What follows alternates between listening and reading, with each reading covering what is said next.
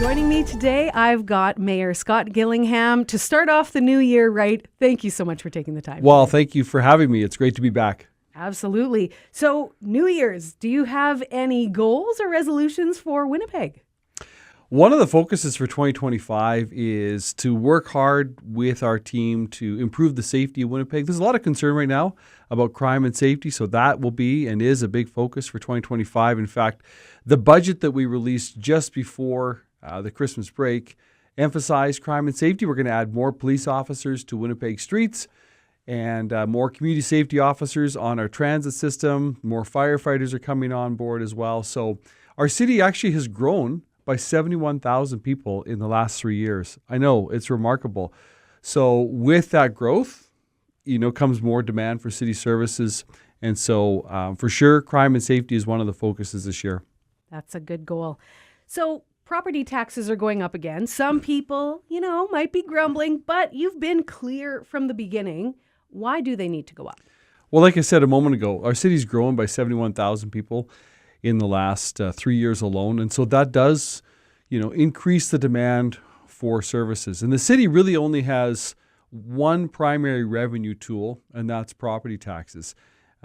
We do get grants from federal and provincial governments, but they haven't kept pace with the city's growth, and the cost of everything has gone up. And I know that for households, it seems like the cost of everything, whether it's groceries or if you're fixing your house, materials, all that has increased.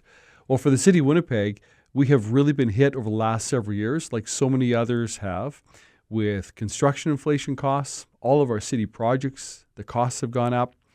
Our snow clearing contracts with private contractors, that's increased. If we're building roads, the cost is going up.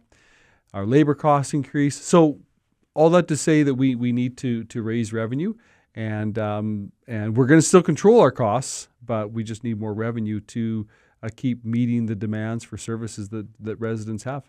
Thanks for sharing that. There have been a lot of fires in abandoned buildings recently, including a hotel right downtown on Main. What is being done there? Well, we have too many vacant and derelict buildings in Winnipeg. We have about 700. And addressing that issue is a focus of mine right now. And we put a team together to begin to really focus on how we can turn that around, because almost every one of those 700 properties represents a potential for housing. And we're at a time right now in Winnipeg where we need more housing. The vacancy rate, if you're looking for a place to rent, the vacancy rate in Winnipeg is below 2%. That means it's really hard to find a place to rent. We need more housing to accommodate the growth in our city. And so one of the ways to do it is to focus on the vacant and derelict buildings. In addition to that, some of your listeners, may be living in communities where there are vacant properties and boarded up homes and piles of rubble. That's really unfair. It's unfair for anyone who's taking care of their property to be looking out their living room window across the street at a pile of rubble or a house that's boarded up for months on end. I want to eliminate that.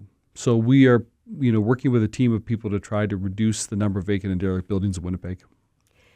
Any highlights this year already? There's something happening today that's pretty exciting, a time capsule. Can you tell us a little more? Well, all through last year, Winnipeg celebrated our 150th anniversary. And so to conclude our 150 celebrations, we are putting a time capsule together and burying that time capsule.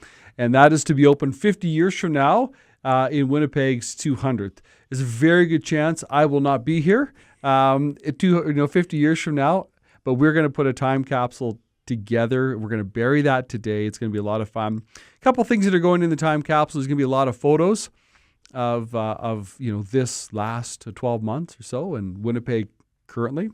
We're going to take a little piece of the concrete of Portage and Main, put it in the time capsule. I know that, and there's letters from many dignitaries that we've asked for that we're going to put in the time capsule too. And those letters are letters to Winnipeggers 50 years from now. So it would be fascinating to see, what Winnipeg looks like, 5 decades from today. How big is this time capsule? Because I can only imagine you'd want to put so much in there. Yeah, it's going to be really hard to determine what, to kind of de-scope and eliminate things. So I haven't seen it. Our archives department, they're just fantastic. They're putting the time capsule together. So I think it's a small kind of box that will be welded shut or closed in some way. And so I don't exactly know how big it is, but I think they and we've all had a challenge in, limiting the number of things that will go in so that we can fit all the things into the box. Yeah. Ever since I was a kid, the idea of like time capsules has just fascinated me. So if I'm there, I think it will be really cool.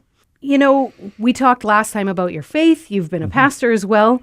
Is there any way that our listeners can pray for you or the city leaders, councils, and other political leaders? I appreciate that question because I get asked that question, by faith communities often. And I always say, when people are praying, as community leaders, we always need wisdom. Always. The challenges we face are difficult. They're big decisions often, and a lot of complex decisions that we deal with on a regular basis. So, anyone who's in any sort of leadership role, I think will always welcome. I will always welcome for sure, prayers for wisdom and direction. Sounds good. Is there anything else that you wanted to share today?